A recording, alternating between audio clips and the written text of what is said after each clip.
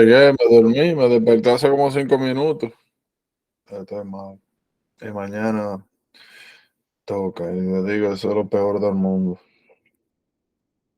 Claro, es lo peor entre cansancio, ¿verdad? Por la cantidad de tiempo y lo demandante que son los pacientes y los familiares también, por eso, porque ahí sí, o sea, la gente está del otro lado.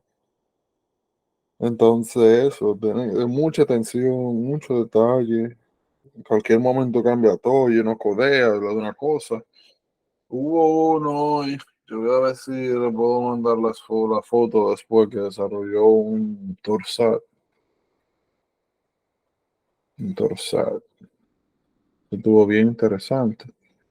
Pero es lo que le digo, o sea, tú estás trabajando tranquilo con tu gente, tu paciente, y después de un momento a otro le da una vaina y tú tienes que dejar de hacer eso.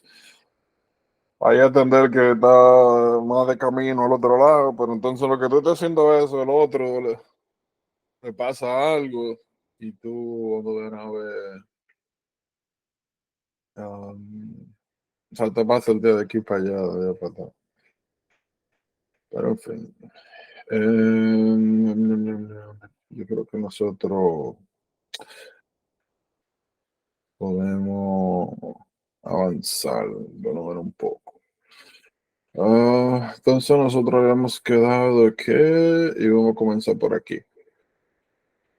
So, yo dije que se leyeran esto bien en detalle, porque no es una cosa del otro mundo, pero um, sí es importante, sobre todo para más adelante, para nosotros. Y son unos temas que no vemos frecuentemente en la universidad o en detalle. Y si eso le sumamos a eso, a que el libro per se no es el que más explica, sino que es un libro condensado, pues eso puede hacer que este tema sea un poquito difícil de digerir. Todo lo que vamos a hablar de ahora es ah, traducción. Vimos DNA, vimos replicación, que debe multiplicar el DNA por 2. Luego lo que estábamos viendo ayer era transcribir, que básicamente era tomar el DNA y formar RNA mensajero maduro, ¿verdad?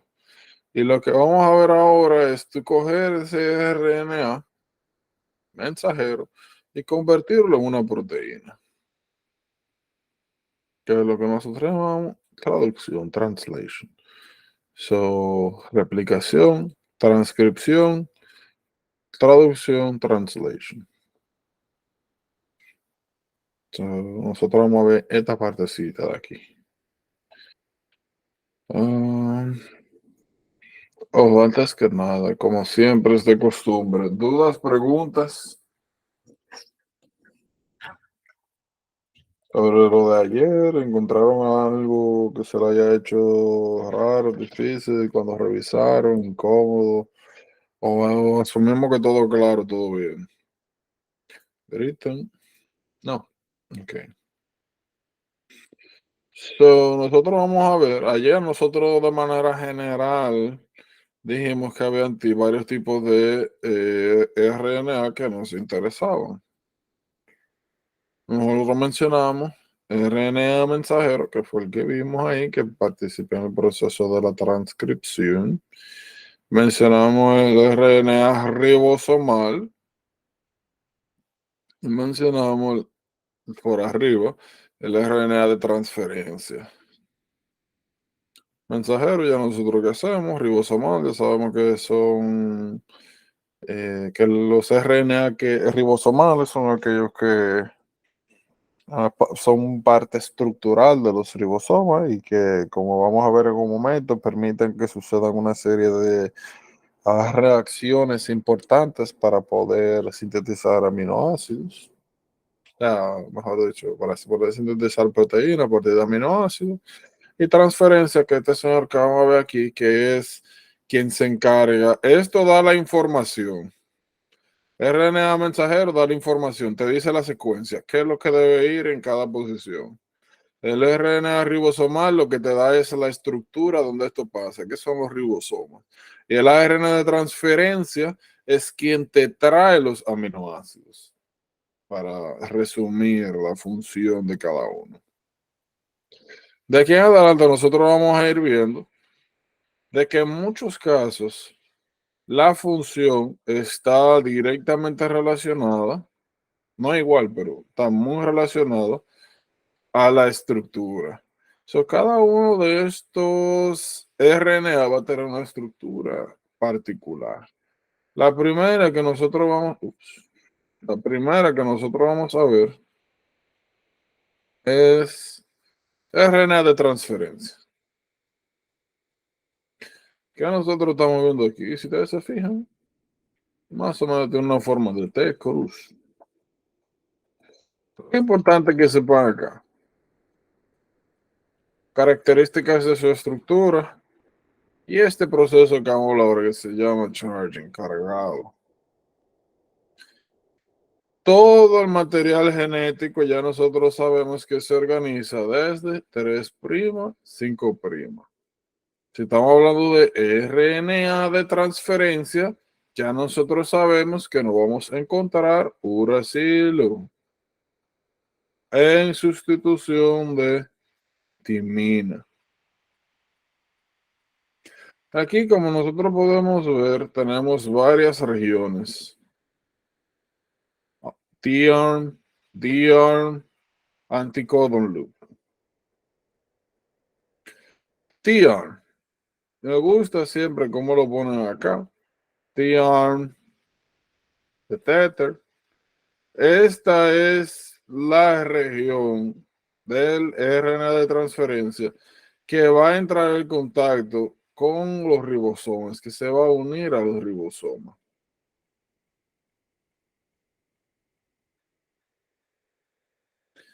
T-arm, importante.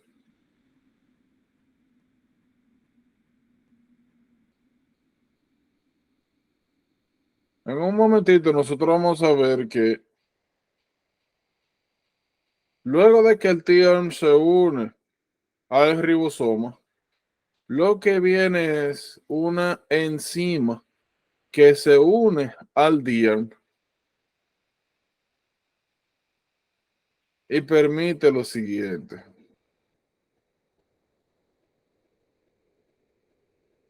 A través de este proceso llamado charging. ¿En qué consiste el charging? Esto que ustedes están viendo acá es un ARN de transferencia X. Cada ARN de transferencia tiene la capacidad de unir en su porción 3' a un aminoácido. Y quien va a dictar cuál aminoácido se puede unir a esta región va a ser el anticodón.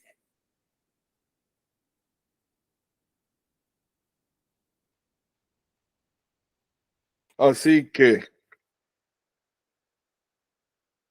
para cada aminoácido, nosotros tenemos un anticodón diferente y eso se traduce a que para cada aminoácido nosotros vamos a tener un ARN de transferencia particular. Y la manera, la vía en la cual nosotros vamos a unir este ARN de transferencia que tiene la porción 3' libre a su aminoácido correspondiente es a través de esta enzima, aminosil transfer RNA synthetase. Como ustedes ven acá, es una enzima que utiliza energía, por eso se la llama cargar. Porque acá tenemos una región donde podemos adjuntar, atachar un aminoácido. Cuando nosotros utilizamos esa energía para pegar el aminoácido correspondiente, se lo llamamos charging. Es importante que sepan, la enzima, que es un proceso que consume energía, y que la región que sirve para dosar, que sirve como anclaje entre esta enzima y el ARN de transferencia, DIAN. Eso es lo que nos interesa a nosotros acá.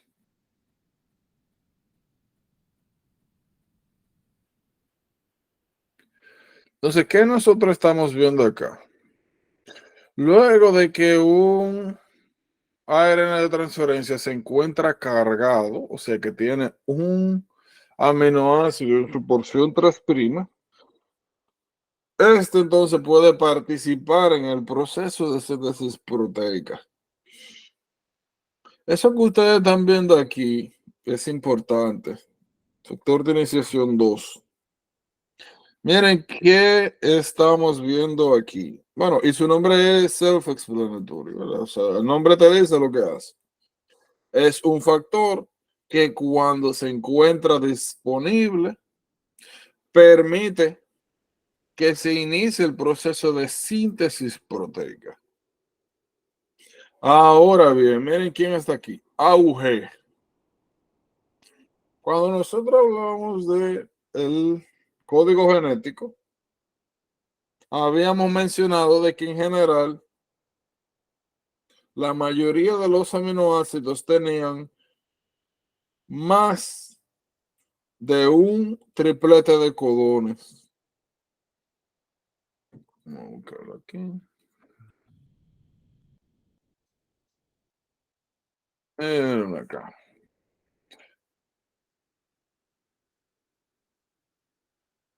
Cuando nosotros vemos el código genético, habíamos mencionado que el código genético era degenerado y que eso significaba que por lo general yo podía obtener un aminoácido a partir de más de un triplete de codón.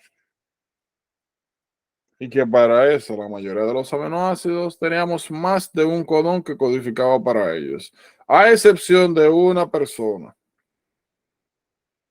metionina, que solamente tiene un único codón, AUG. Miren que nosotros estamos viendo aquí. El ARN mensajero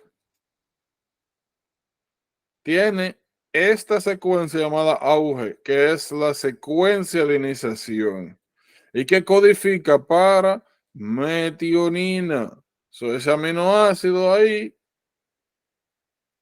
nosotros sabemos automáticamente que si este ARN de transferencia está entrando en contacto con un triplete de codones del RNA mensajero, que en este caso es AUG, automáticamente yo sé cuál aminoácido está aquí. ¿Por qué? Porque AUG es la información del código genético que me codifica para metionina, un aminoácido. Como yo también sé que es metionina, bueno, es el factor de iniciación. Todas las proteínas del cuerpo humano comienzan, toda la síntesis de las proteínas del ser humano comienzan con metionina. Es un codón de iniciación, auge. ¿Qué codifica para metionina? Posteriormente, cuando tú sintetizas la proteína, tú puedes eliminar esa metionina.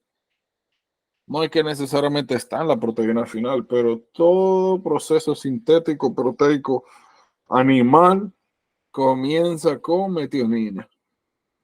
En el caso de las bacterias, es el mismo codón, pero codifica es para algo llamado N-formilmetionina, que es bien importante porque más adelante, cuando entremos a inmuno, vamos a ver que existen unas cositas, un concepto llamado PAMS o PAMS, que básicamente se refiere a una serie de elementos en el sistema inmune que tienen la capacidad de reconocer proteínas extrañas. Y una de las maneras en la cual el sistema inmune reconoce estas proteínas extrañas es de esta manera. Si nosotros tenemos una proteína nuestra versus una bacteriana, una de las formas en la cual el sistema inmunológico dice, pero está como rara. La diferencia es con eso. Las proteínas de nosotros tienen metionina. Las de ellas tienen N-formilmetionina. Eso es una alarma, una señal roja, una alarma para el sistema inmune de que, mira, esa es una proteína externa, rara. Nosotros no sintetizamos ese aminoácido. Fíjense ahora lo siguiente. Nosotros hemos dicho que G se apareaba con C y que A se apareaba con T/U. Si yo estoy pudiendo aparear el codón con su anticodón, significa que hay una asimetría entre ellos. Para que estas dos estructuras entren en contacto, yo necesito que el codón, si aquí tiene A en su frente, tenga uracilo, porque con eso es que se unen. En el DNA, timina, RNA, uracilo. Luego tenemos lo contrario. El segundo codón, la segunda base que vamos acá es U.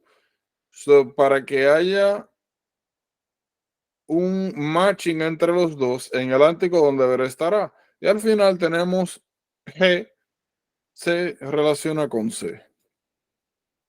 Lo que estamos viendo acá es que literalmente anticodón es igual a la secuencia complementaria del codón. Y habíamos dicho también que el anticodón era lo que determinaba qué aminoácido se pegaba en la porción 3'. De esa manera es que usted controla cuáles son los aminoácidos que trae el ARN de transferencia. Y técnicamente es un proceso que se repite. El primer codón, AUG. El segundo, AUA. Vamos a ver. Y AUA codifica por aquí. AU. AUA. Eso parece isoleucina. El primero, metionina. El segundo tipo de codones, isoleucina. Esa proteína comienza con metionina y sigue con isoleucina. Y así. Este es un proceso que se sigue repitiendo. Cuando se presenta en esta área, el siguiente tipo de codones van pasando a áreas de transferencia diferentes, con diferentes anticodones, y cuando existe un macheo entre uno y otro, entonces se prosigue con el proceso. Ahora, lo que nosotros estamos viendo aquí de manera general es cómo se inicia el proceso. Y vamos a ver ahora que hay varias fases. Esta fase, la primera, que es de iniciación, y luego elongación, y luego terminación. Esto ya nosotros lo habíamos mencionado anteriormente, que eran 3 codones. Hay 4 codones que tienen que aprenderse de memoria, que son los 3 de terminación, importantes porque son aquellos que nos causan los nonsense mutations, ¿verdad? Y AUG, que sencillamente, primero, es una de las excepciones una de las características del código genético. Habíamos dicho que el código genético era aberrante. Eso significaba que la mayoría de los aminoácidos tenían más de un codón. En este caso solamente uno, o sea, metionina solamente se codifica por AUG. Así como inicia los procesos de síntesis proteica, como estamos viendo acá, siempre va a codificar para metionina. Esos 4 codones sí hay que sabérselo de memoria. Todos los otros no importa. Pero estos 4 sí hay que sabérselo de memoria. Esto yo lo expliqué, lo vamos a ver en detalle en inmune, cuando hablemos de los receptores tipo TOL.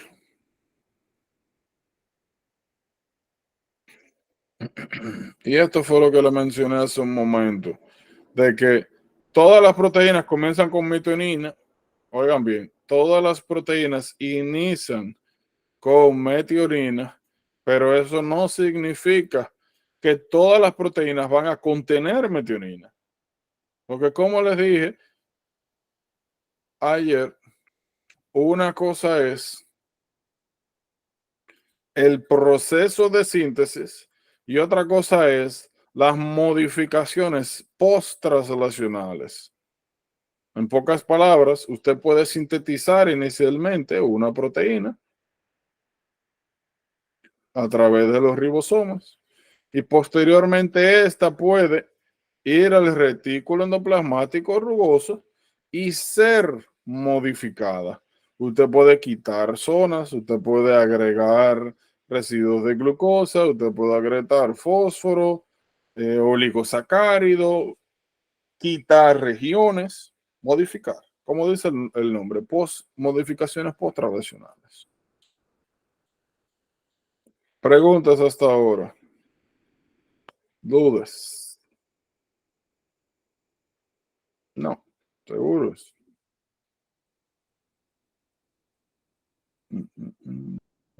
Bien.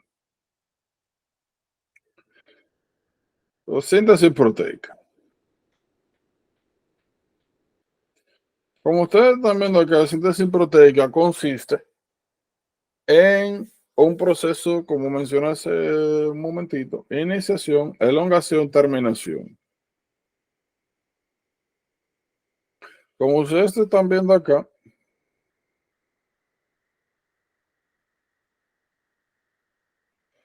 la manera en la cual se identifican, la manera en la cual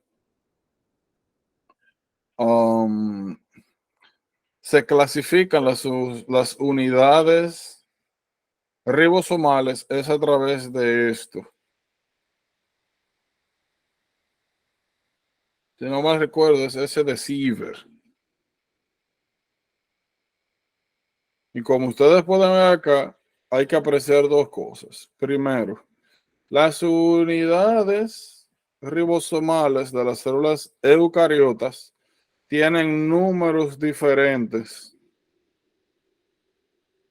a las procariotas. Eso es lo que nos permite a nosotros explicar por qué algunos antibióticos, macrólidos, tetraciclinas, funcionan en bacterias y en nosotros no. Porque se unen específicamente a este tipo de subunidades, que no son las que nosotros tenemos disponibles. Eso es lo primero que vemos. Lo segundo que podemos apreciar es que cuando nosotros sumamos la totalidad de las unidades, encontramos que los números o las cantidades no son aditivas. ¿A qué significa eso? En el caso de las unidades ribosomales eucarióticas, nosotros tenemos una que equivale a 40 y una que equivale a 60. Y cuando nosotros sumamos las dos unidades, el total lo que nos da es 80 en vez de 100. Y eso es porque estas unidades, esa S se refiere a unidades de sedimentación.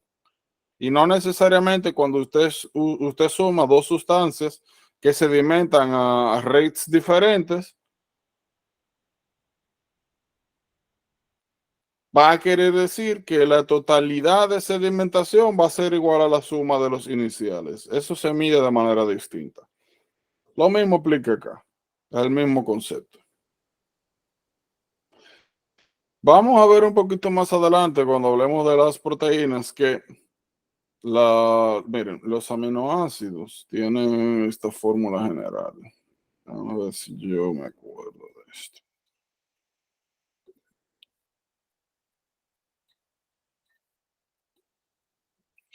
Esto. Esta es la unidad amino terminal, un grupo amina, y esta es la porción carboxiterminal.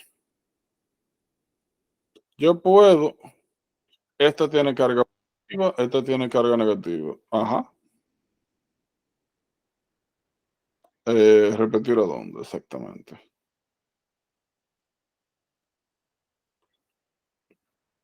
Esa es la sumatoria. ¿Puedes repetirlo, al favor? Que no lo entendí muy bien.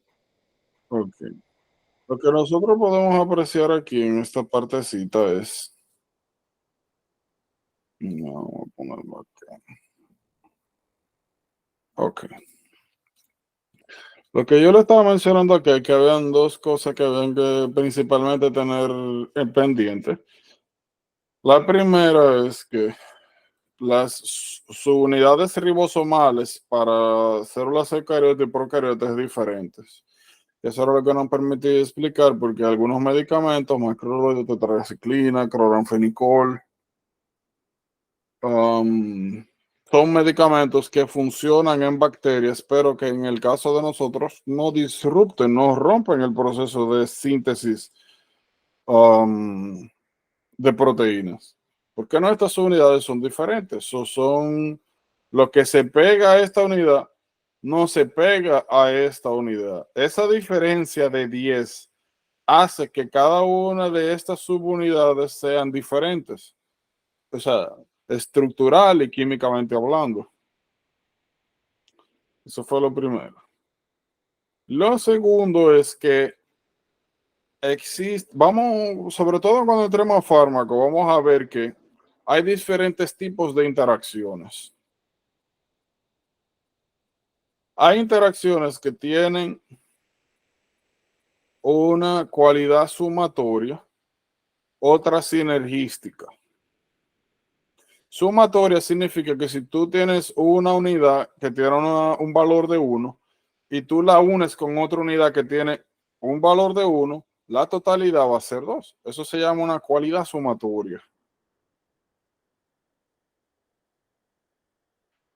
Hay otras circunstancias donde cuando usted suma una unidad, o mejor dicho, cuando junta una unidad y la pone en contacto con otra unidad, el resultado no es 2, sino que es 3.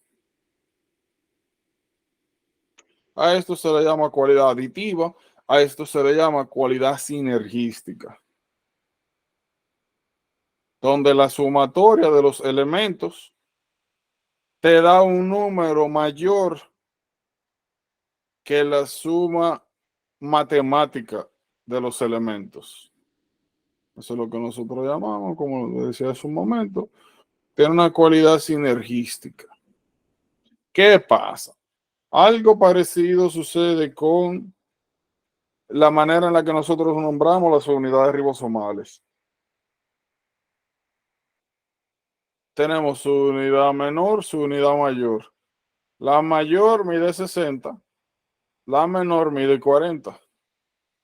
Si esto fuera, si las cualidades que nosotros que tuvieran estas mediciones fueran aditivas, significa que cuando tú las sumas las dos juntas, deberían darte 100 S. Pero como vemos acá, la realidad es que cuando tú sumas la unidad 40 y la 60, la totalidad lo que te da es 80 en vez de 100. Y eso es porque estas son unidades no aditivas.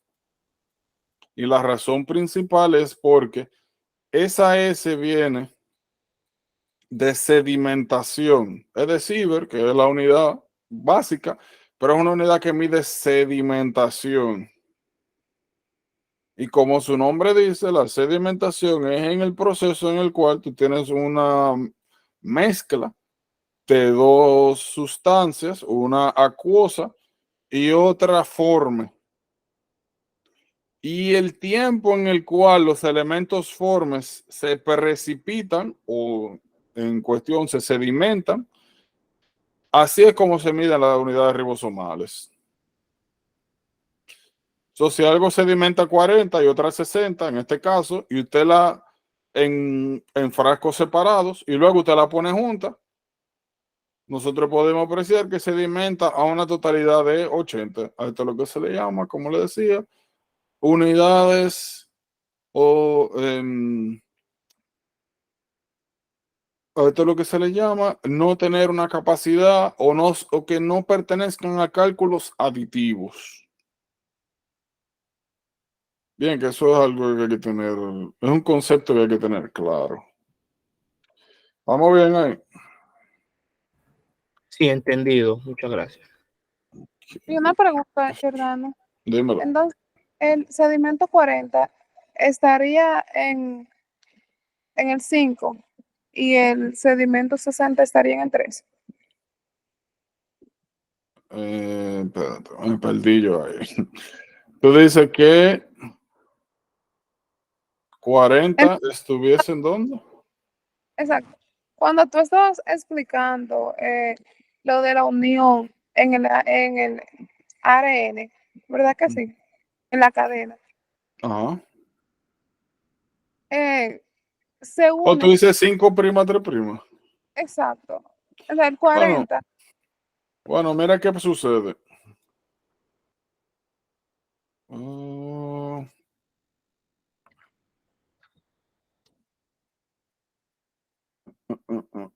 Mira acá. Esto más o menos lo mismo que está aquí, su unidad mayor y menor. Esta grande es la que nosotros podemos apreciar aquí que tiene una sedimentación de 60 y esta de acá 40. Realmente eso es lo que nos representa a nosotros de qué unidad nosotros estamos hablando, como vemos aquí. Eso no necesariamente es un indicativo de dónde se une alguna región. Aunque, como vamos a ver ahora, la manera en la cual la manera en la cual los ribosomas leen el RNA mensajero es de 5' a 3'. Ahora, eso no está vinculado directamente con el tipo de unidad. Bien. entiendo, porque yo pensaba que cuando el RNA salía del núcleo, el mensajero salía Ujú. hacia el ribosoma, que se leía, se unía al 40. El ribosoma, o sea, tú, déjame ver si yo entiendo. Cuando salía del núcleo, cuando el ARN salía del núcleo, el mensajero ¿No? al ribosoma, yo pensaba Ujú. que ahí se transfería en el segmento 40. Bueno, hay cosas que suceden en el medio que normalmente las ribosomas tú lo encuentras de dos maneras. Los ribosomas tú lo encuentras de manera ensamblada o no ensambladas. Y hay elementos en el ribosoma, en el ARN que habíamos mencionado anteriormente, que estaban vinculados a que facilitaban la adhesión del RNA a los ribosomas. Exacto. Ahora, de específicamente a qué unidad se unen, hasta donde tengo entendido, lo que hay son elementos que facilitan la unión del RNA mensajero a los ribosomas. Ahora, eso hasta nuevamente donde entiendo, quizá ya en biología celular haya otra respuesta más profunda, es lo que esto favorece, esta porción de acá, el 7-metilguanosin-Cap, es la unión de los, de hecho, tres elementos, o sea, de la subunidad mayor, subunidad menor y el RNA per se. Ahora, como te decía, hasta donde yo sé, no necesariamente es que indica que esa región se une primero a este o primero a aquel. O sea, hasta donde tengo entendido, todo sucede de manera conjunta, como hablábamos en la replicación, que decíamos, bueno, nosotros cuando lo abordamos, igual que esto, nosotros cuando lo abordamos decimos, primero pasa esto, luego pasa aquello, para poder explicar el proceso, pero en la realidad todo sucede de manera simultánea. Bien. Sí. So,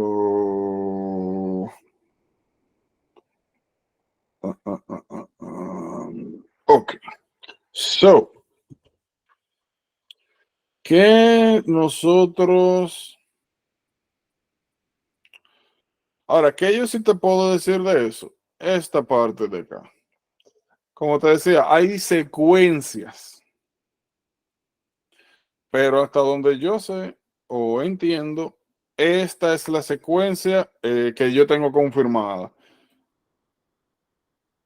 más importante que el RNA cuando se trata del ensamblado es la intervención de otros factores. Están los factores de iniciación y los factores de elongación. Los factores de iniciación junto con el 7-metilguanosilcap son los que se encargan de coordinar esto que ustedes ven acá. Como les dije, las unidades ribosomales pueden estar desambladas o ensambladas. Y quien facilita esto es el 7-metilguanosilcap, que se encuentra en la región 5', más los factores de iniciación. Es el conjunto de todo. ¿Qué es importante que nosotros sepamos acá? O que podamos identificar. Déjame buscar una imagen un poquito más cerca y clara. Esta. No se, no se reemplaza cuando llega al ribosoma. ¿Quién? O El sea, cien, no es que se reemplaza, sino que la única función que tiene esa porción es facilitar la unión del RNA con esta estructura. Luego de eso, vamos a ponerlo así. Aquí delante estaba el 7-metilguanosincap. exacto. Luego de que esa región cumple con su función, que es adosar el RNA mensajero con el ribosoma, como sencillamente esa información se mueve hacia adelante y da paso a la información codificante que tienen los codones para lo que vamos a hablar ahora, que es la adición secuencial de aminoácidos. Bien, nuevamente, aquí no está representado, me imagino que por conveniencia, pero esa región debería estar aquí, justamente delante de la parte codificante. Ok, miren lo que hay aquí.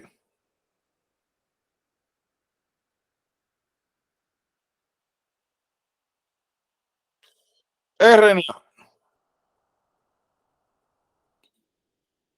ARN de transferencia iniciador. Nosotros dijimos todas las proteínas eucariotas comienzan con metionina. Siempre van a comenzar con un ARN de transferencia que codifica para metionina. Ya nosotros sabemos que aquí no tienen que decirnos a nosotros que esta parte de la secuencia del RNA mensajero tiene auge, que es lo que me dice, pon metionina aquí. ¿Qué es lo que ustedes están viendo que sucede acá? El RNA mensajero entra entre la unidad mayor y la unidad menor ribosomal, y cuando llega el primer codón de iniciación, que siempre es auge, por acá, como ustedes están viendo, la subunidad mayor ribosomal hay tres áreas. Está la E, está la P y está la A. Cuando se inicia el proceso de síntesis proteica, el primer ARN de transferencia, el iniciador, entra a la región P. Y el anticodón se une con el triplete de codón del ARN mensajero.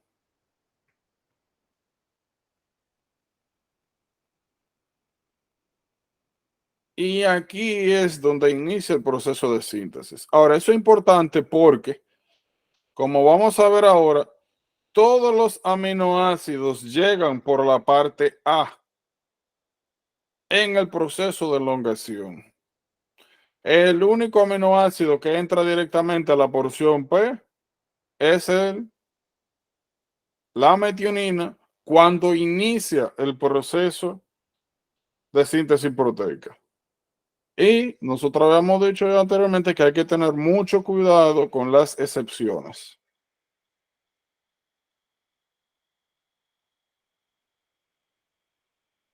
¿Qué nosotros estamos viendo acá? Ya nosotros sabemos cómo inicia el proceso. Vamos a ver ahora la segunda parte, que es la elongación. Fíjense, vamos a comenzar aquí. Ya nosotros sabemos qué hace este ARN de transferencia aquí y qué hace esta metionina aquí.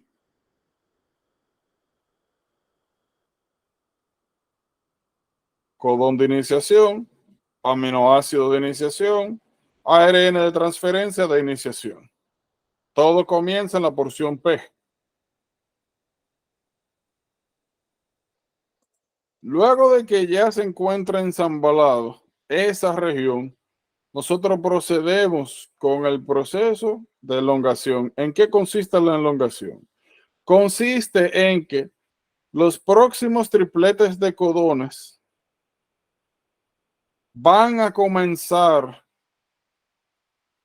a unirse a su anticodón del ARN de transferencia en la región A. Todo comienza aquí y de ahí en adelante todos los otros RNA de transferencia que tienen la información complementaria de los codones del ARN mensajero van a comenzar a llegar a la región A. Y posteriormente a eso, ¿qué es lo que sucede aquí? Que el aminoácido que yo inicialmente tenía en este ARN de transferencia de iniciación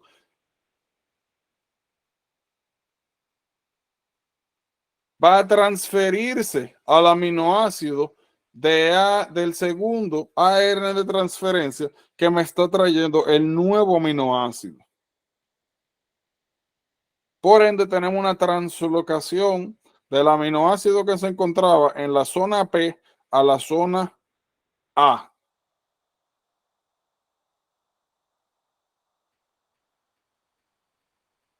Y posteriormente el ciclo se repite. Cuando este aminoácido se transfiere a la zona A,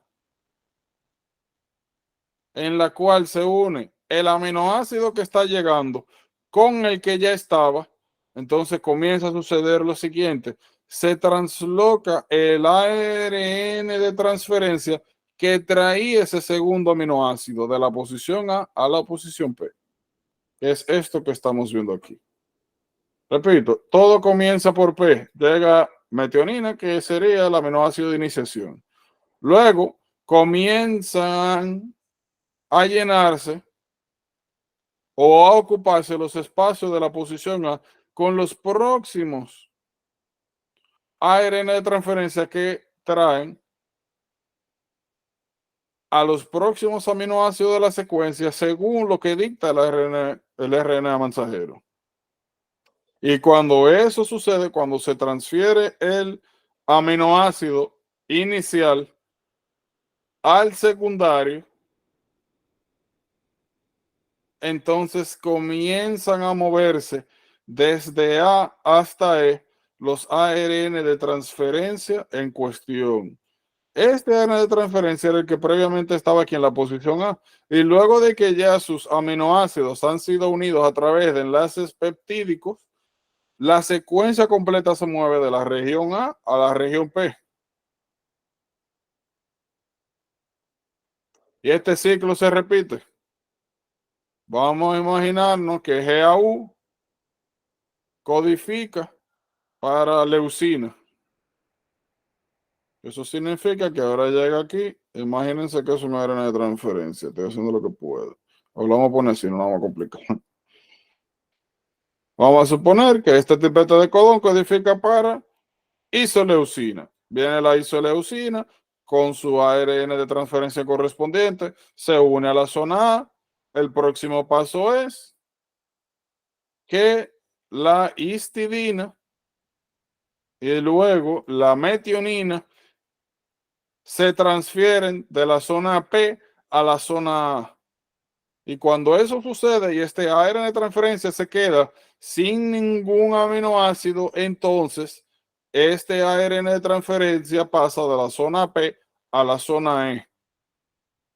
Y el que estaba en la zona E fue al citoplasma.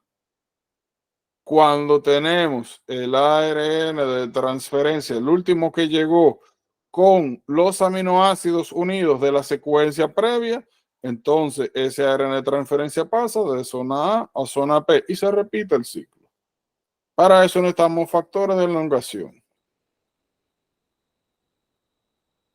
Para iniciar, factores de iniciación. Para elongar, factores de elongación. Y sencillamente este proceso se repite hasta que llega acá un codón de terminación. Cuando llegue el codón de terminación, aquí tenemos UCA. Nosotros vemos que en la porción P está finalmente nuestra proteína. Una manera fácil, general, para recordar de qué se trata, qué es lo que hace cada región es A, recibe aminoácidos, P es la que últimamente contiene la proteína a sintetizar y E de éxito. Todos los ARN de transferencia que han ya pues hecho su labor, que han brindado el aminoácido correspondiente y se han unido a su anticodón correspondiente del RNA, pues son eliminados a través de esta vía simple. Eso es síntesis proteica. ¿Por qué esto es importante? Más adelante, cuando entremos a microbiología,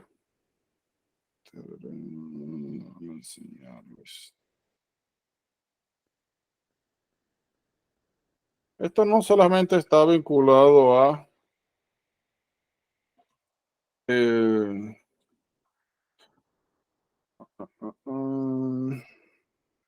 esto no solamente está, mírenlo, por aquí tiene que estar. Mírenlo ahí. Esto no solamente está vinculado directamente a fármacos, sino que más adelante cuando entremos en microbiología no vamos a encontrar con esto. Hay algunas bacterias que ejercen sus cualidades patogénicas a través de la inhibición de este proceso. Por diferentes mecanismos, pero al final hacen lo mismo. Inhiben el factor de elongación. Si usted no puede hacer eficientemente un proceso de elongación, eso es igual a incapacidad de producir proteínas. Y vamos a ver más adelante que eso se traduce a muerte celular. Si usted no puede producir proteínas, usted no puede reparar daños realizados, usted no puede reparar daños realizados, pues lamentablemente no puede sobrevivir, sobre todo si hay algún tipo de estresor de por medio.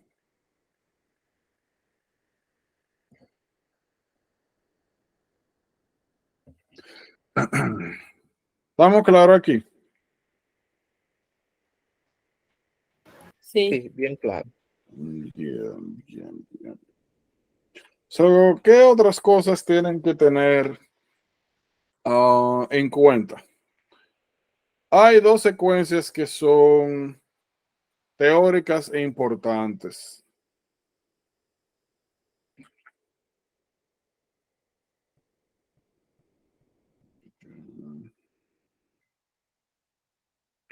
Sí. Ups.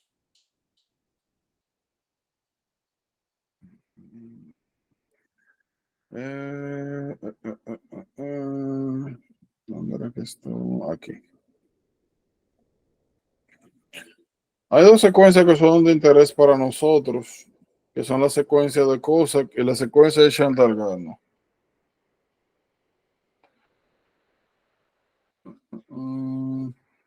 Miren aquí. Chantal-Gano.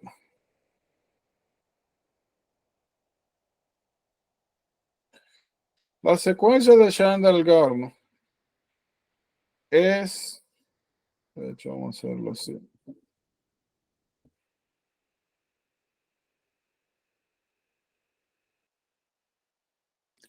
Esto está un poquito vinculado con lo que me habían preguntado anteriormente. Todos los RNA mensajeros tienen una secuencia que se llama secuencia de Chantal-Gano. Esa es una región particular de el RNA mensajero, que en conjunto con el 7-metilguanosine-Cap se encarga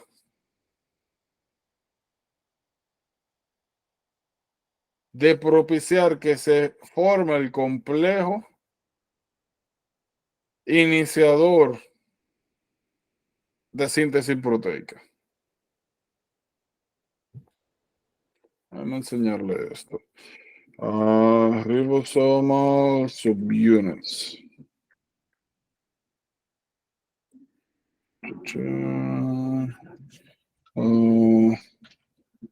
Ribosomal RNA of each subunit.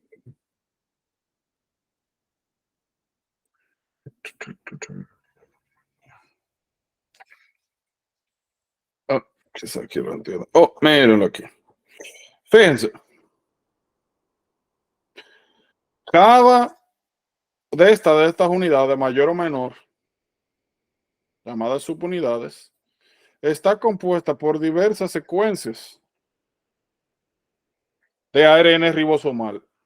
Y nosotros habíamos dicho que en general todo el RNA ribosomal era sintetizado por la RNA polimerasa tipo 1, pero que la unidad 5S era sintetizada por la tipo 3, ¿verdad?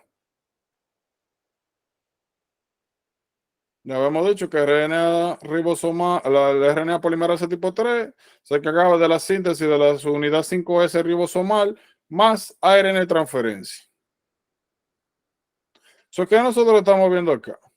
Esta secuencia que nosotros mencionamos, Shine-Dalgarno, para, o sea, dependiendo de quién nosotros estemos hablando, puede ser procariota o eucariota, pero para motivos prácticos, si tuviésemos que elegir en cuál de las unidades comienza el proceso de acoplamiento para iniciar el proceso de síntesis proteica, es acá.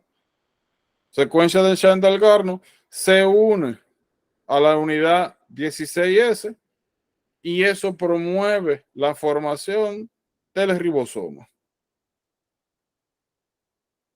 esencialmente. Shine-Dalgarno para procariotas, cosa que fue la que le mencioné. ¿Qué fue? Cossack Sequence para la de nosotros, esencialmente.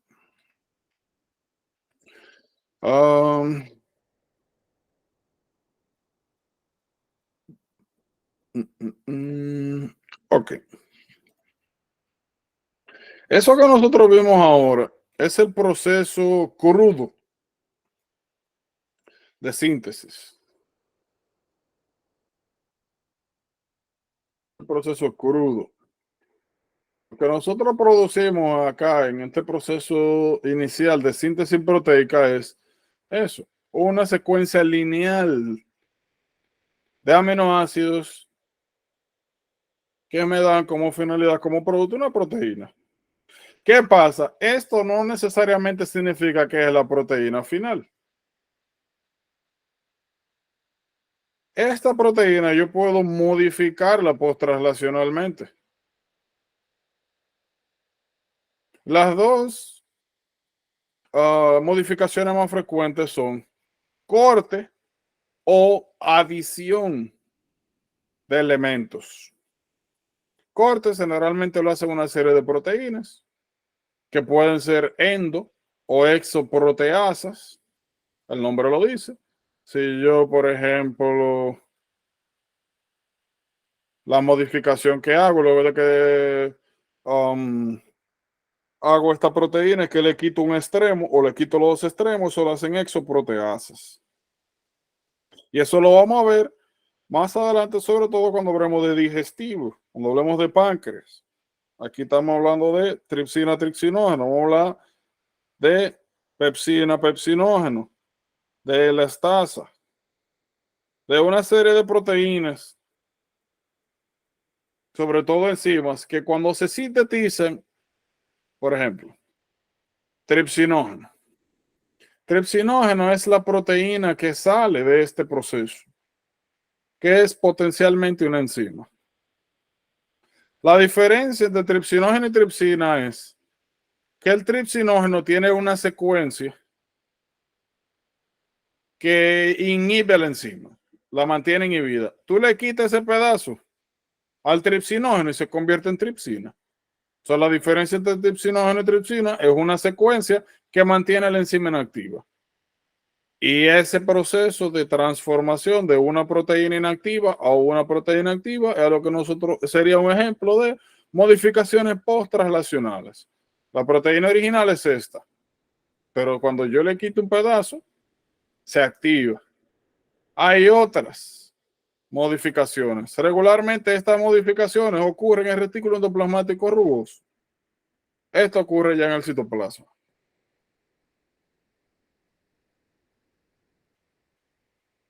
¿Estamos claros? ¿Está ahí? Preguntas, dudas.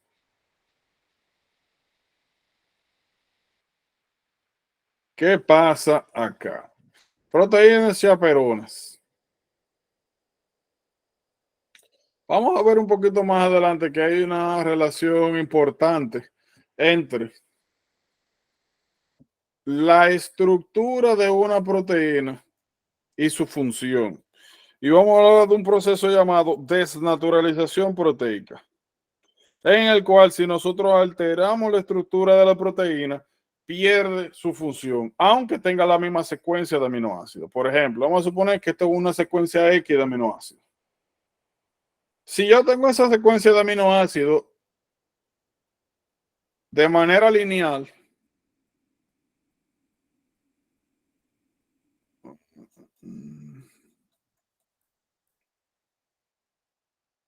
ups,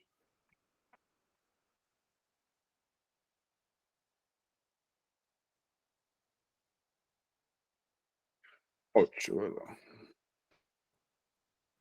1, 2, 3, 4, 5, 6, 7 y 8. Aquí hay 8 aminoácidos y aquí hay 8 aminoácidos. Vamos a suponer que son los mismos aminoácidos, son iguales.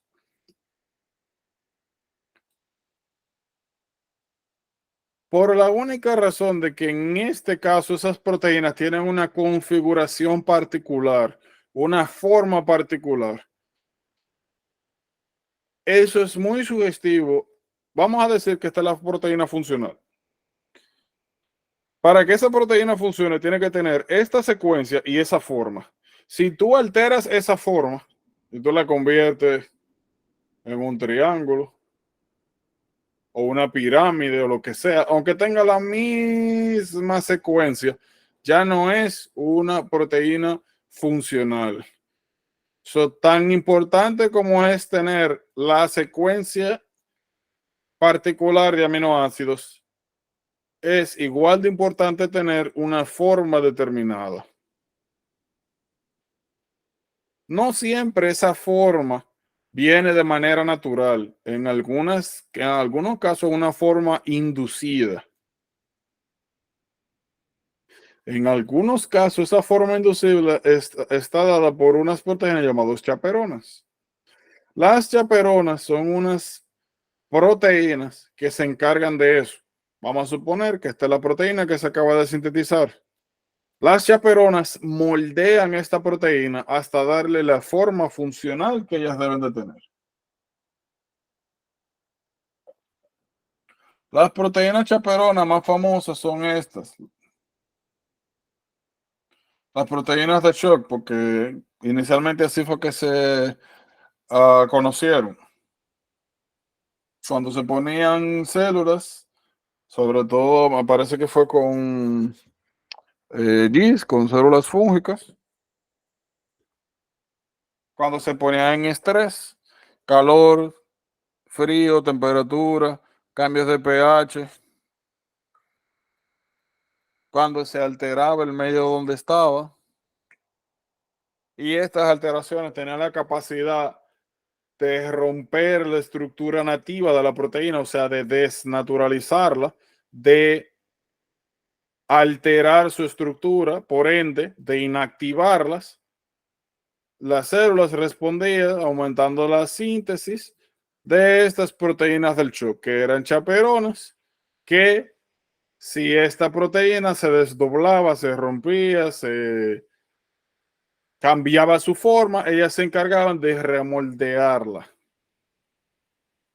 como una manera de proteger la integridad de las proteínas y por ende de la función de la misma.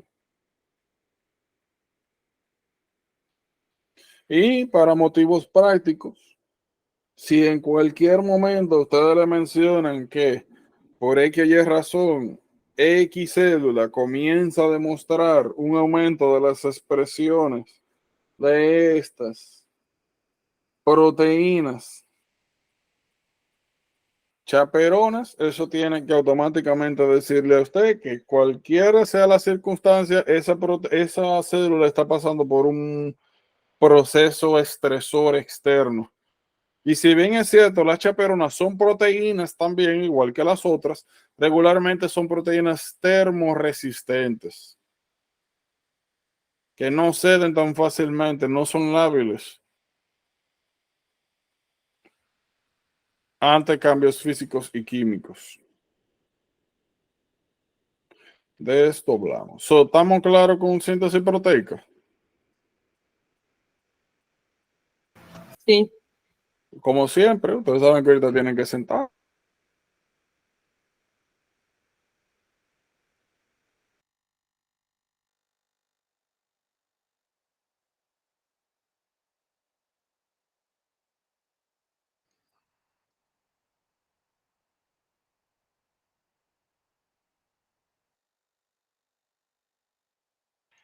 No se oye.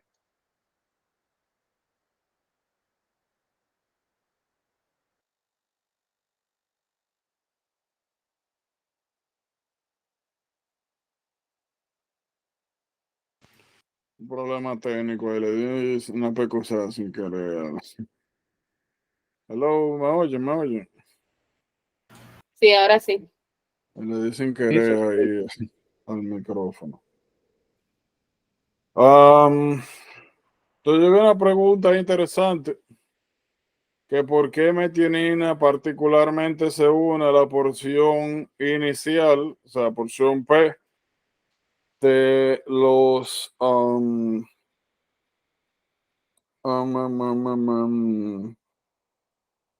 sea, la región P, y por qué ella es la única que lo hace de esa manera. Bueno, eso es una pregunta que yo también me he hecho. Encontré respuestas en su momento, pero la respuesta corta es la siguiente. No sabemos. No se sabe. Lo único que encontré interesante en el camino fue lo siguiente.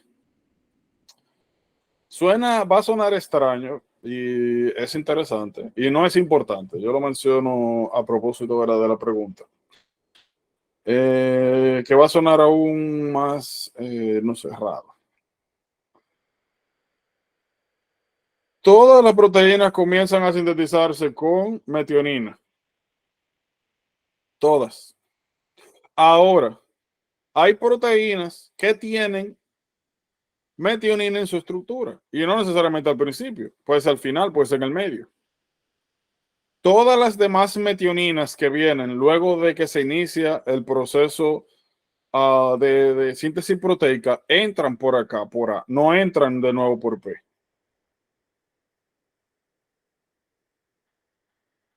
Y el ARN de transferencia que inicia el proceso, siempre con metionina, no es el mismo RNA de transferencia que trae las otras metioninas. ¿Por qué? Yo no sé. Yo llegué hasta ahí, yo dije, bueno, yo estudié medicina, no biología celular. Dame yo dejarlo hasta ahí. Pero es un dato interesante, no útil para nosotros, ¿verdad? Siempre es bueno, por si acaso, en general siempre es bueno buscar razón, siempre y cuando exista. Ahora, si usted dura mucho buscándola o no necesariamente ve que haya alguna razón patológica o que eso esté vinculado a algo de interés para nosotros, o mi consejo es que lo deje ahí. ¿Por qué? Porque la realidad de todo esto, o sea, de todos estos temas, sobre todo que tienen que ver directamente con biología, en este caso biología celular, todos estos procesos son extremadamente mucho más complejos que lo que nosotros estamos viendo.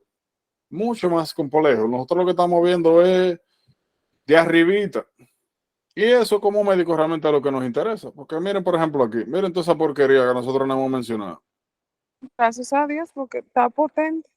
Bueno, Cosas. esto, aquí los que estudian ingeniería molecular o biología molecular, que yo no sé si son dos carreras diferentes, pero he escuchado los dos títulos. Estas son las cosas que ven, eso es lo que hacen.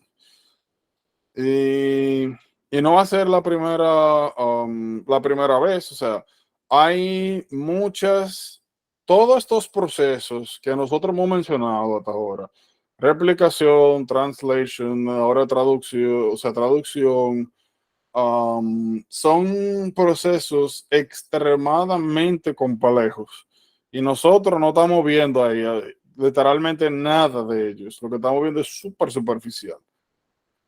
O sea, súper por arriba. O sea, se lo digo para que no se sorprendan. Esto mismo, esto es cosa puré de bebé. O sea, eso es súper por arribita. Sin mencionar estas cosas. Y más adelante, cuando hablemos de apoptosis. O sea, lo que nosotros vemos es como un resumen de los resúmenes. O sea, cómo tú agarras a una gente y decirle um, que el antibiótico le mata la bacteria. O sea, hay un gran proceso detrás de eso, pero tú lo pones bien plano, ¿verdad? Bien sencillo para poderte darte a entender, pero ya nosotros sabemos que hay antibióticos que no necesariamente son citotóxicos, sino que pueden tener otras funciones como bacteriostáticos. Pero, ¿verdad? Para motivos prácticos, lo importante es darnos a entender. En este caso, para nosotros lo más importante es tener una idea de qué está sucediendo, cómo sucede y si hay alguna aplicación médica para eso. Porque lo más importante nosotros al momento de síntesis proteica es um, tener una idea de cómo esto pasa, cuáles son las implicaciones en los procesos que tiene para nosotros como médicos, que más adelante entender cómo algunas bacterias producen daño y cómo algunos de los antibióticos que nosotros tenemos disponibles funcionan. Eso es lo que nos interesa de aquí, esencialmente. Tener esa pequeña base. Esto nosotros lo vimos, lo otro nosotros lo vimos. Aquí continuamos. No hay más dudas, ¿estamos claros? Esa era una pregunta que yo tenía, Jordano. Cuéntame. Eh, Temas que estamos viendo son solamente para nosotros tener una base, no es como que en el examen nos van a preguntar respecto a esto. Eh, bueno, mire, eso es una pregunta un poco tricky, porque todos los exámenes son diferentes y en teoría a ti te puede salir, o sea, en teoría a ti te puede salir lo que sea. O sea, mi recomendación es en cuanto, porque yo entiendo que la pregunta que tú me haces tiene algunas implicaciones. Y esas implicaciones van directamente a, yo tengo que aprendérmelo al pie de la letra o con que yo tenga una idea general es suficiente. Para motivos prácticos, sí, lo importante es tener una idea general. Ahora bien, lo ideal es saberse lo más que usted pueda, porque usted no sabe lo que le van a preguntar. Hay patrones de preguntas. Y nuevamente, usted no va a coger un examen de medicina molecular.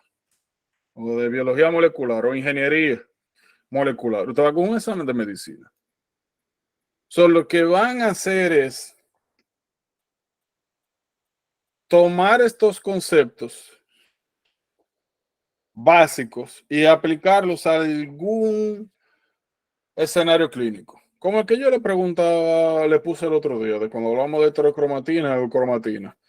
Yo le dije, miren, si esta célula, este hepatocito, se encuentra de manera íntegra, no hay ningún tipo de problema, ustedes esperarían que esta serie de proteínas se encuentren en eucromatina o heterocromatina o viceversa. Ah, mira, hay algún daño estructural. ¿Dónde ustedes esperarían que se encontrara este tipo de información? Esos son los escenarios más comunes que se van a encontrar. Y esas son las cosas que a ustedes les interesa. Ahora, para motivos prácticos, tienen que saberse lo más que puedan, esencialmente. Muchas veces salen preguntas generales, muchas veces salen preguntas un poco más específicas. Ahora, de todo el material, esto es lo más importante.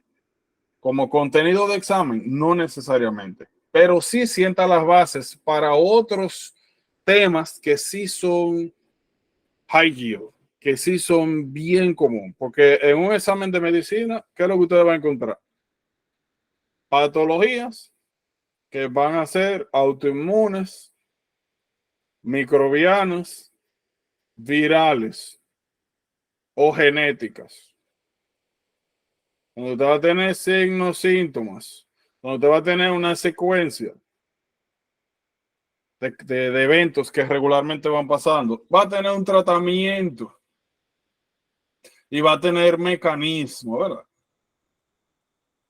Todo esto es lo que, esto es lo que ustedes van a ver, patologías, escenarios, y normalmente ellos tratan de mezclar la mayor cantidad de información posible, cosa de que la respuesta usted la pueda llenar a confianza, ¿verdad? A saber la respuesta, si usted tiene dominio de varios renglones, no de uno solo. Todo esto es una base para cuando nosotros entremos a fármaco, cuando entremos a algunas patologías particulares, cuando hablemos de eso, microbiología, saber en detalle de qué estamos hablando. Bien. En general, mientras mejor ustedes se sepan los temas, aunque no sean high yield, muy el likelihood de que eso le va a ayudar a entender y performar mejor con otros temas es muy grande. Por eso es que aquí nosotros priorizamos temas, pero todo es extremadamente importante, sobre todo lo que está vinculado a ciencias básicas, a estos fundamentos. Ya para el step 2 es una historia diferente. Ya ahí no importa nada de eso. Ya ahí lo que importa es si ustedes tienen, si tú sabes diagnosticar, qué imagen hacer y qué tratamiento dar y cuál es la secuencia de manejo para diferentes patologías. Ya ahí no importa si usted sabe o entiende por qué eso es así o no, si tú sabes por qué es lo que hace ese medicamento, no. Lo que importa es si tú sabes cuándo darlo y qué monitorear. Ya. Démelo, Erika. Sí, Jordano, siguiendo lo que tú dices, desde el principio tú dijiste como que, o sea, en el examen no te van a preguntar, por ejemplo, qué es la transcripción o qué es el ADN, que son los exámenes que normalmente uno está acostumbrado a tomar. Por ejemplo, cuando yo estaba estudiando la transcripción, que existe una diferencia entre el RNA inmaduro y el maduro, tú mencionaste que, por ejemplo, en la cadena 5' hay un cambio de 7-metil-guanosine-Cap. Entonces, eso lo que ayuda, por ejemplo, es a la adhesión del RNA al ribosoma. Pero en el otro extremo está el 3'. Entonces, ahí lo que se hace es que se añade una cola de poli-A, que esto lo que hace con el RNA mensajero, como que lo protege para que la célula no lo destruya y no lo confunda con un virus, porque algunos virus pueden ser RNA. Entonces, o sea, Ujú. yo estudié eso, pero lo llevé como a la forma clínica, porque obviamente no me van a preguntar qué hay en la cola 5 y en la cola 3. No sé si Ujú. tú me entiendes. Claro, no, eso fue, por ejemplo, eso sería un ejemplo de esto, que de hecho yo le había dicho que le iba a hacer un comentario y se me pasó. Pero ahora que tú lo mencionas, Pero yo le había dicho, mira, en la universidad, o sea, yo ujú, siento, no sé, que no me dieron esos temas, porque, o sea, son cosas nuevas, ni siquiera por encima uno vio eso. O sea, todo en verdad lo que yo he visto aquí son cosas que no le hemos visto en la universidad y la temática es muy diferente, en verdad.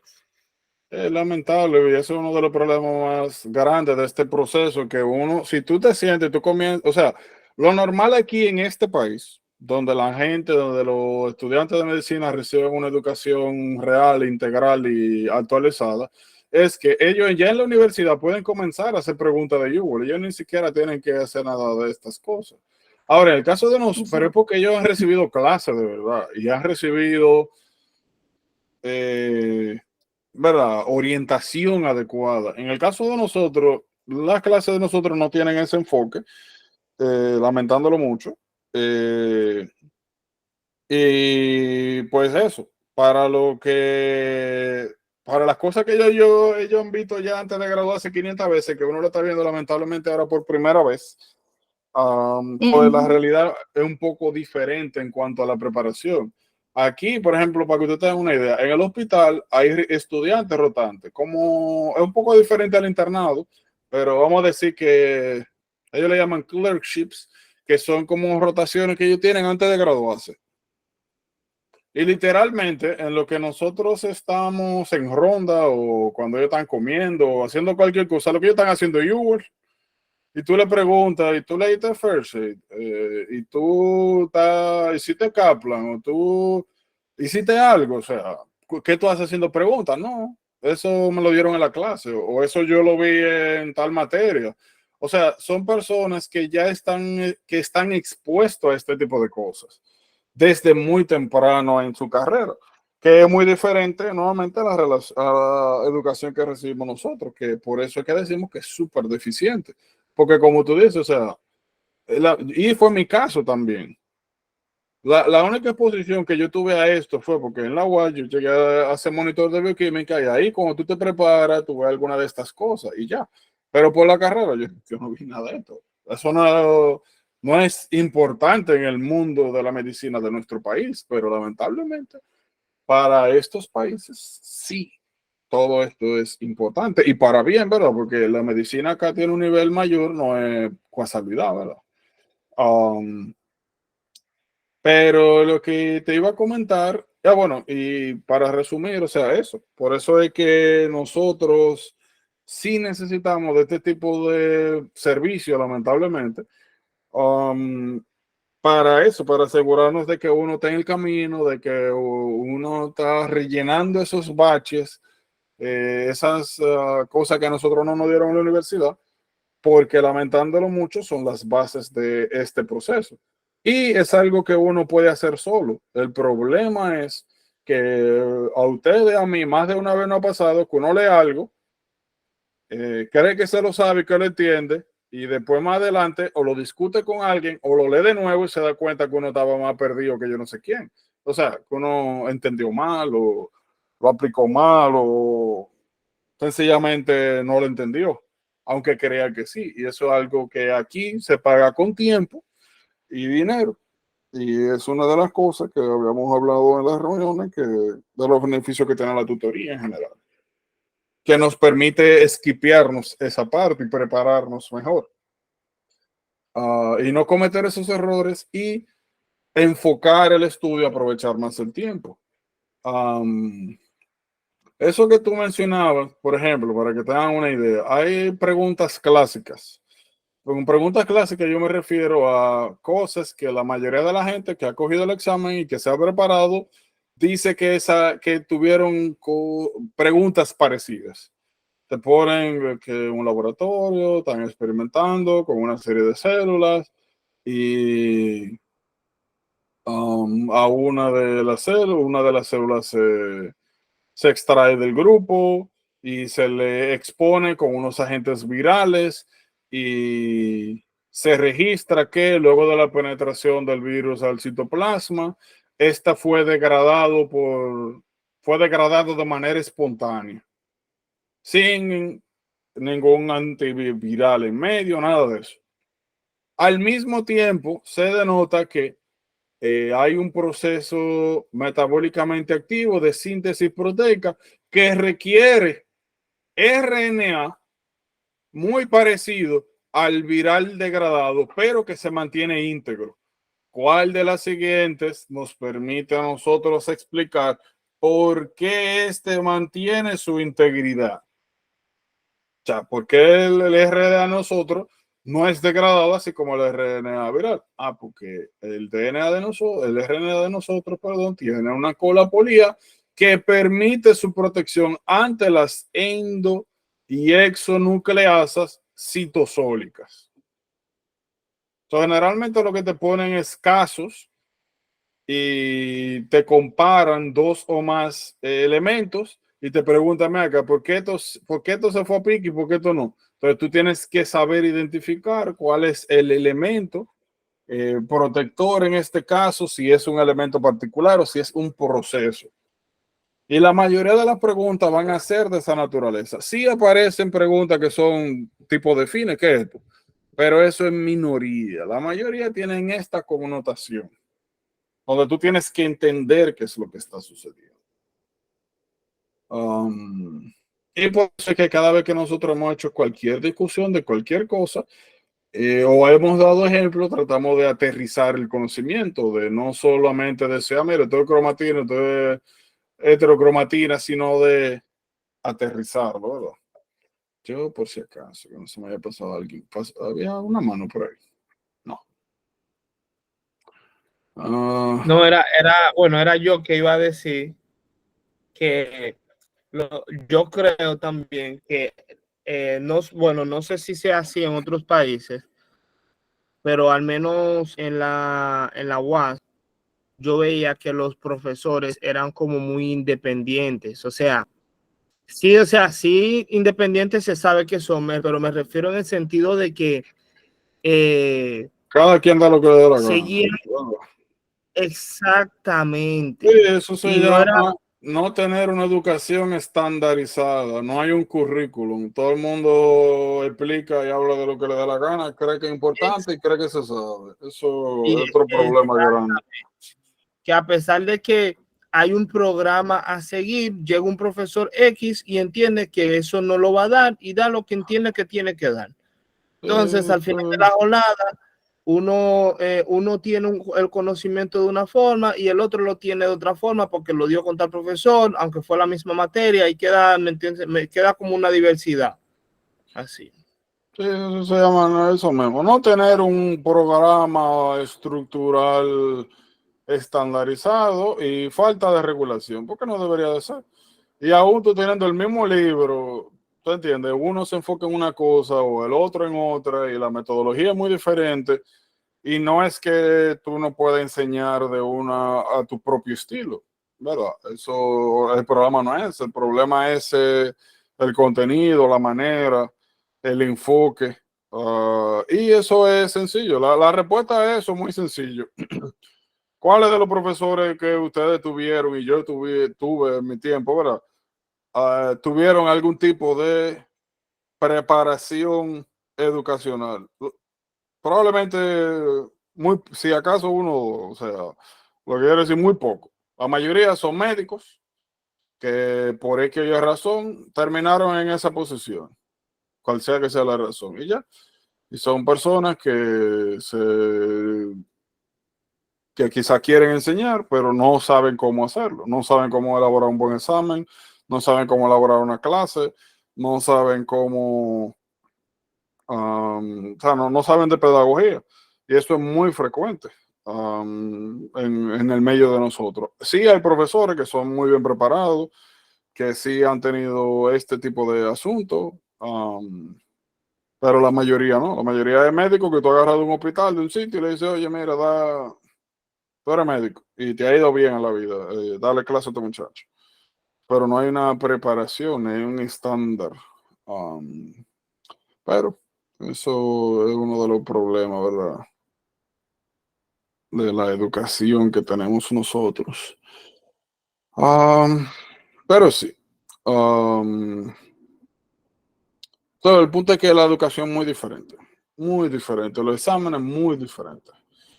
Pero en fin. Continuamos. Peroxisomas. Peroxisomas son unas... bueno, hay unas cosas interesantes. Todas las células tienen la llamada esta bicapa lipídica, ¿verdad?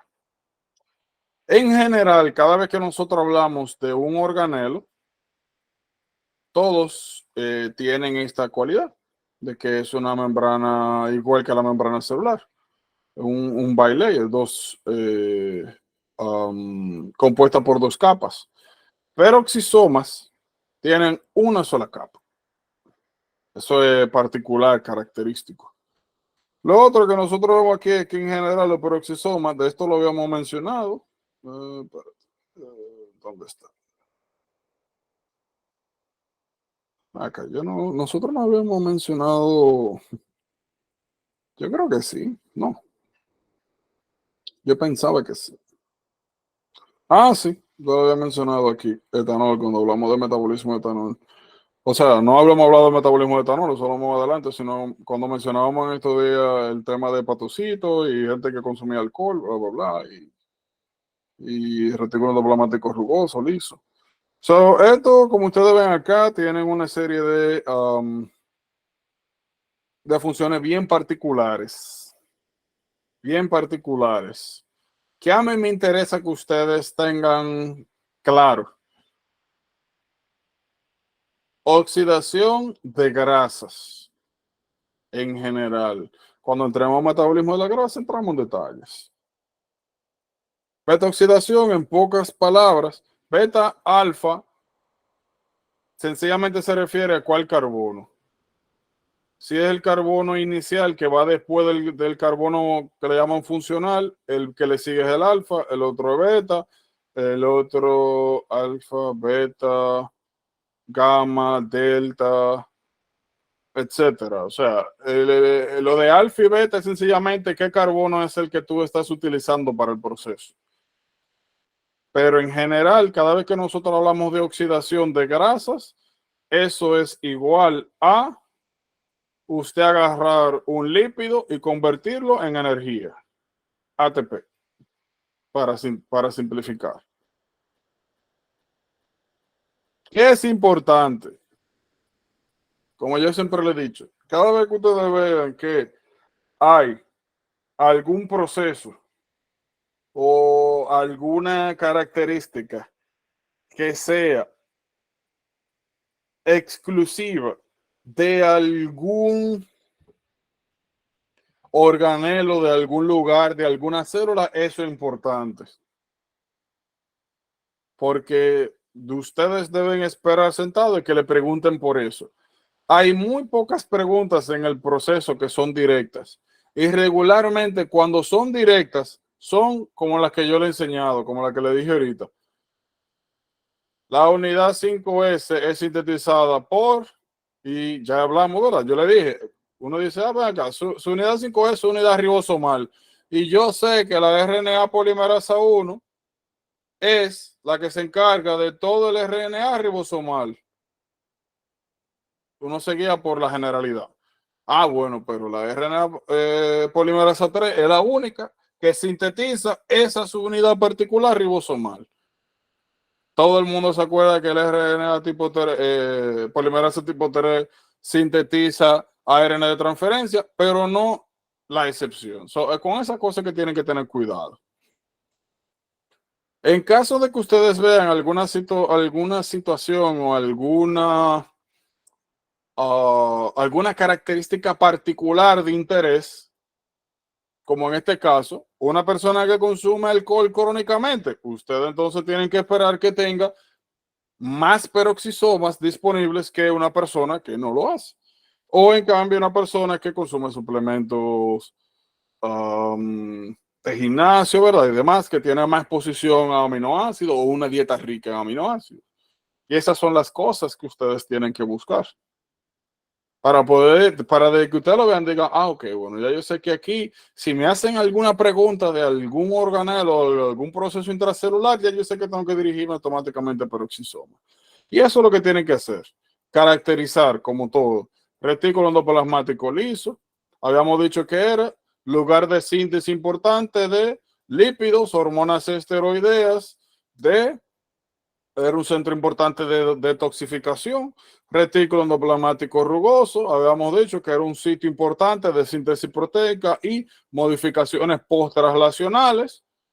Y habíamos dicho que la mayoría de las proteínas que se sintetizaban en el retículo endoplasmático rugoso iban para el espacio extracelular. ¿Ya? Entonces, si me preguntan dónde se produce, si tú tienes una célula y están comentando de que esa célula es un, qué sé yo, Dios mío, ¿cómo que se llama? Un condrocito, un condroblasto, y que me está llenando una herida de colágeno para repararlo, y me preguntan en qué órgano se sintetizó la proteína que se está utilizando para reparar el daño tisular. Bueno, primero yo ni me acuerdo cuál es la proteína. No sé, no me acuerdo qué colágeno. Ahora, sin yo saber qué es colágeno y yo acordarme de que si es una proteína que está yendo al espacio extracelular y está saliendo de una célula, lo más probable es que quien la está produciendo es el retículo endoplasmático rugoso. Porque yo sé de base que la mayoría de las proteínas que se sintetizan aquí van al espacio extracelular. No siempre es importante saberse la respuesta directamente, sino tener una idea, un concepto general.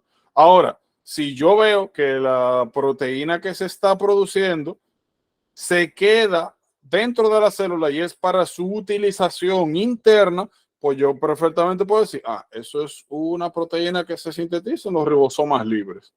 Porque en general, siempre hay excepciones, ¿verdad? Pero en general, si la proteína que se sintetiza es para afuera, retículo.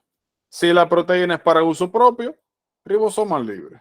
Y eso es lo que nos interesa, como le decía, caracterizar. Y lo mismo acá. Si a ustedes le hablan de el órgano donde primordialmente ocurre la beta-oxidación, vamos a ver más adelante que los ácidos grasos se dividen en cadena corta, mediana, larga y muy larga. Le hablan de muy larga, peroxisomas. A alguien le hablan consumo de etanol, detoxificación, organelo. Piensa en peroxisomas. Si le están hablando ácidos biliares, una persona que tiene algún tipo de síndrome donde no se producen de manera adecuada, no hay una utilización de manera adecuada, necesitan suplementación y le preguntan, ¿cuál es el organelo que se ve afectado? Le enseñan una microscopía o una imagen y le señalan varios organelos. Mira, yo sé que eso sucede en el peroxisoma caracterizar. O me hablan de característica particular. Una persona es alcohólico crónico. ¿Cuál es una de las características que tiene el organelo donde se metaboliza esta sustancia? Te ponen A, bilipid layer. B, es un lugar importante de síntesis proteica. C, es donde ocurre principalmente la beta oxidación de ácidos grasos de cadena mediana. D, es un lugar donde ocurre y primordialmente la alfa oxidación de cadenas de ácidos grasos de cadena muy larga. E, es un lugar donde ocurre primordialmente la beta oxidación de ácidos grasos de cadena muy larga. Bueno, esta. Están hablando de una persona que consume alcohol. ¿Cuál es la característica del órgano, del organelo celular que ellos deberían tener un poco más desarrollado que otras personas? No te preguntan dónde que se metaboliza el alcohol, no, te preguntan una característica. Y eso es lo que hay que saber. Por eso fue que yo le dije entonces, miren, DNA, replicación, duplicar. El proceso, cuáles son las enzimas, qué hace la helicasa. Y siempre que vemos cosas que son parecidas, tratamos de comparar. Y me decía, en la replicación, ¿cuál es la enzima que se encarga de abrir el DNA? Helicasa. Cuando hablábamos de síntesis de RNA, dijimos, mira, la RNA polimerasa 2 no necesita helicasa como la replicación, sino que esa misma enzima puede abrir directamente el DNA. Y esas son las cosas que ustedes tienen que hacer cuando estudien y demás y tenerlas en cuenta. Vamos, claro. Patologías no nos interesan ahora. Patología vamos a hablar cuando tengamos una buena base y estemos ubicados. Ahora nos vamos a enfocar en lo básico, en lo, ¿verdad? En lo esencial para poder entender esas cosas. Proteasoma. En general, una de las cosas que nosotros vimos anteriormente es esto, ubiquitina. Vimos que una de las modificaciones postrelacionales que existen es la adición de ubiquitina. Mírenlo aquí. ¿Qué es la ubiquitina? La ubiquitina es una proteína que sirve para marcar regularmente lo que usted, para marcar otras proteínas. Irregularmente, si esto es una proteína X y usted le pega ubiquitina, lo que significa este marcaje es que usted quiere eliminar esa proteína, ya sea porque no la necesita, porque está mal plegada, porque ya es hora de cambiarla, vamos a ver más adelante, por ejemplo, con los receptores de membrana, luego de que tienen cierto tiempo, se dañan, malogran, altera la estructura, usted lo marca con ubiquitina y eso lo elimina a través de un sistema llamado ubiquitina proteasoma. ¿Ya? Proteasoma proteasoma, como ustedes ven acá, es una proteína que tiene forma de barril y que sencillamente elimina, rompe, desdobla las proteínas que están marcadas con ubiquitina. ¿Ya? Miren acá. Ahorita estoy un poquito más para. ¿Qué pasó?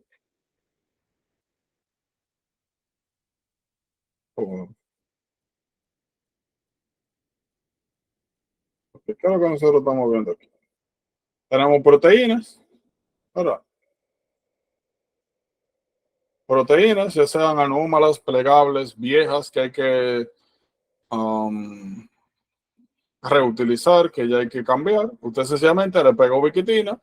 La ubiquitina lo que hace es que permite que el proteasoma, que es esto, en forma, como le decía, clásicamente lo describen como una proteína en forma de barril, la reconozca y como ustedes ven, entran proteínas completas y salen péptidos y aminoácidos. Estos péptidos y aminoácidos usted los recicla, lo utiliza para otras cosas. Simple, es un sistema de eliminación de proteínas. Y más adelante vamos a ver que es un sitio importante para algunos antineoplásicos. Por ejemplo, mieloma múltiple. Hay un medicamento que se llama bortezomib.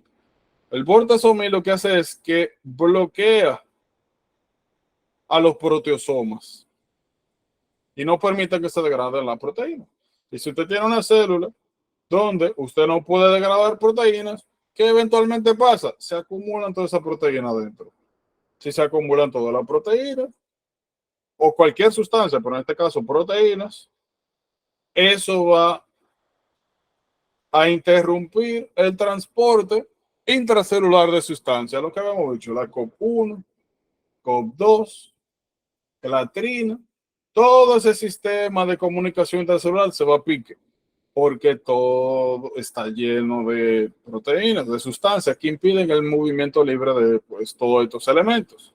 Y si usted no puede movilizar sustancias de manera eficiente en el citoplasma, eso es igual a lo siguiente. Vamos a suponer que usted necesita, hay proteínas dañadas, estructurales o de membrana, usted la puede sintetizar, pero no la puede llevar a sus lugares, no puede reparar. Si no puede reparar, eventualmente usted se muere. ¿Ya?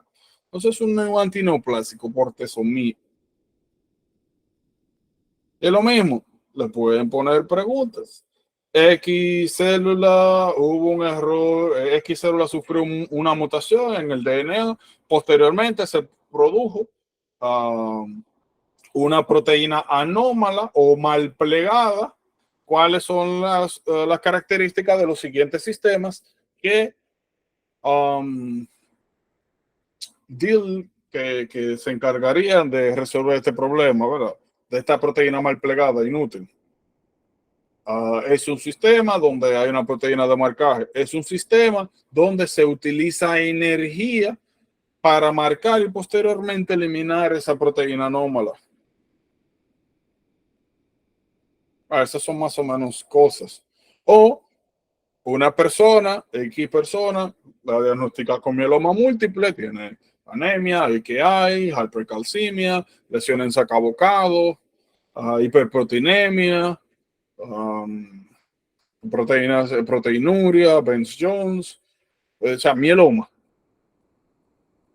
Y posteriormente lo ponen en tratamiento. ¿Cuál de los siguientes es una característica del sistema que está interrumpido por este medicamento? Eliminación proteica. Inhibición del proceso de eliminación de proteínas ubiquitinizadas. Así más o menos el estilo que deben esperar. Y no se preocupen, el medicamento se llama bortezomib. Anda la mierda. Bortezomib. Eso lo vamos a ver más adelante, antineoplásicos. Como le dije, eso se utiliza para uno de los muchos tratamientos que hay que mirar.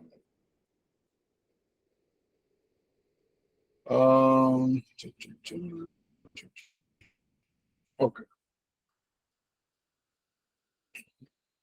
Miren, todo lo que tiene forma tiene que tener algún tipo de sostén, algún tipo de estructura de soporte. En el caso de las células tienen esta serie de proteínas llamadas proteínas del citoesqueleto. ¿Qué es importante de aquí? Y esto ustedes vamos a tener muchas circunstancias donde yo le voy a decir, esto hay que embotellárselo así y no hay nada que hacer. Lo que yo le puedo decir es cuál es la utilidad. Pero usted tiene que saber embotellárselo durísimo, porque no hay otra manera. No hay explicaciones, no hay ciencia. Eso es, usted sabe para qué y ya.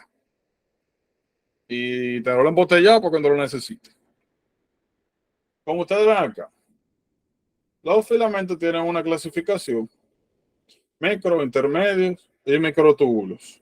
Y cada uno de ellos regularmente están relacionados o a un tipo de célula o a algún tipo de proceso. Todos son importantes, pero los que más interés tienen para nosotros son estos señores. Algunos de ellos lo vamos a ver en proceso ahora, como proceso de contracción muscular, actina, miosina, bla, bla. Pero estos que están aquí, los filamentos intermedios, tienen una importancia particular, y es la siguiente. Pimentina, desmina, citoqueratina. Todos era, pero vamos a utilizar citoqueratina. Hay otros de interés, o sea, otras sustancias que van a cumplir esta misma función, pero mientras tanto. Esto puede sonar extraño, pero en algunos casos, déjenme quitar esto. Citoqueratina. En algunos casos, usted puede encontrar a alguien que tiene metástasis, pero con un primario, con un non-primary cancer. Usted no sabe cuál es el cáncer primario, pero sabe que hay metástasis. Usted le hace una radiografía de pecho a alguien y usted se encuentra con esto: X-ray, cannonball, metástasis. Alguien llega porque está tosiendo mucho, está teniendo neumonía cada rato, le tira una radiografía, bueno, está ahora tosiendo sangre. El año pasado tuvo como 10 neumonía y llega ahora, consulta o emergencia porque tiene hemoptisis, está tosiendo sangre. Usted le tira una radiografía y ve esto. Eso es lo que le llaman metástasis en bola de cañón. Eso es clásico para metástasis pulmonar.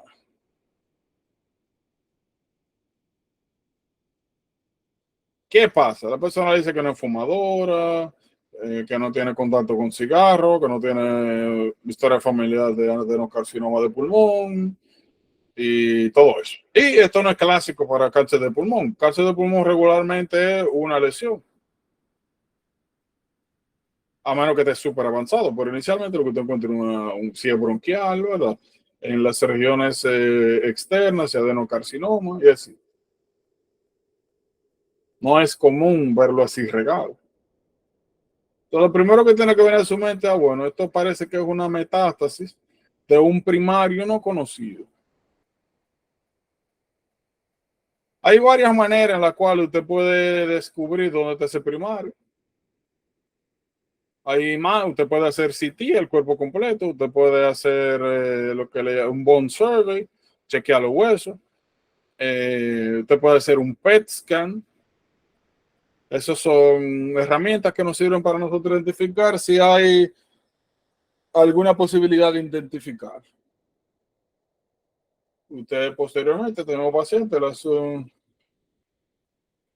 hace una resonancia magnética cerebral y usted encuentra esto. Tiene metástasis cerebro también. Entonces, definitivamente hay algún cáncer donde. Si usted busca y no encuentra, pues una de las cosas que usted puede hacer es, usted toma una biopsia.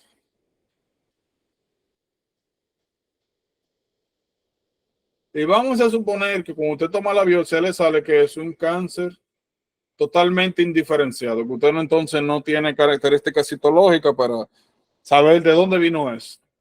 O una de las cosas que usted puede utilizar es testear para filamentos intermedios.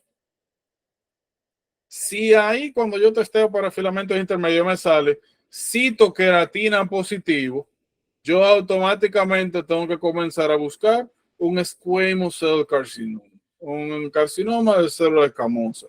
Tengo que revisar la piel, tengo que revisar el cuero cabelludo, a ver si tiene ahí un squamous cell carcinoma escondido. Los filamentos intermedios para lo que nos ayudan a nosotros es para identificar de dónde proviene un tejido.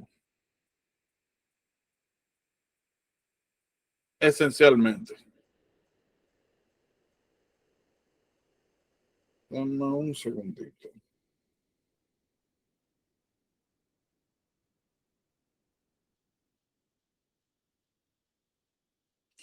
Sí, en la misma. Si yo hago lo mismo, lo que encuentro es GFP. Eso significa que yo tengo que buscar en la cadena ganglionar, sistema nervioso central. Neurofilamento, lo mismo. Lo único que este es un poquito más específico, el sistema nervioso central. Este puede ser también periférico ganglio, uno de un paraganglioma maligno.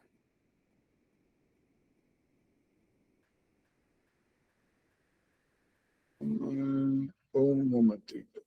Sí, yo, o sea, hago esa prueba y me parece pimentina. Yo tengo que buscar, qué sé yo, algún tipo de tumor vascular, buscar el tejido conectivo. Desmina me parece que es para sarcomas en general, para origen de tejido muscular y así.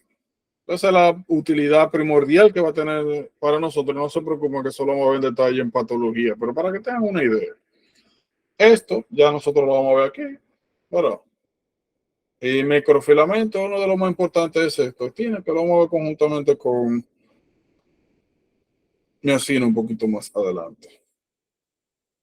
Preguntas, dudas, griten. Ahora, yo pensaba que no iba a sobrevivir la 2 horas. Esto es malo. el sueño y el cansancio, obviamente. Pero si yo puedo, ustedes pueden.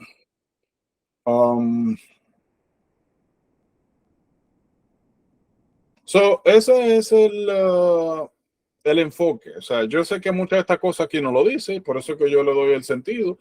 En el caso de ustedes, lo que tienen que hacer, pues eso, el esfuerzo de aprendérselo como puedan embotellado. Ahora mismo no se maten con eso, hagan el esfuerzo, pero digo no se maten porque cuando van a ver la utilidad y donde se les va a hacer un poco más fácil aprendérselo naturalmente va a ser cuando hagan preguntas y se encuentren con los casos. Los casos